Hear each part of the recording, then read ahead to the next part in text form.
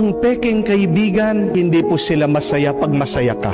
Nakatago po yung inggit nila sa inyo. Ang mga pekeng kaibigan, palaging nakikipagkompetensya. Pag nakita nila meron kang bagong damit, aba, bibili din yan ng bagong damit. Pag meron kang bagong cellphone, ninanais din na bumili, palitan na yung kanya cellphone. Kapag nagkwekwento ka, masaya ka, ayaw din niyang masapawan, magkwekwento din. Sinong peking kaibigan? Yung gusto niya, siya lang ang bida. Amen? Pero pang-apat, ang peke pong kaibigan, hindi ka palagay sa kanya. Mararamdaman nyo naman po yan sa kutob na hindi ka payapa o hindi ka talaga tunay na masaya pag nandyan siya.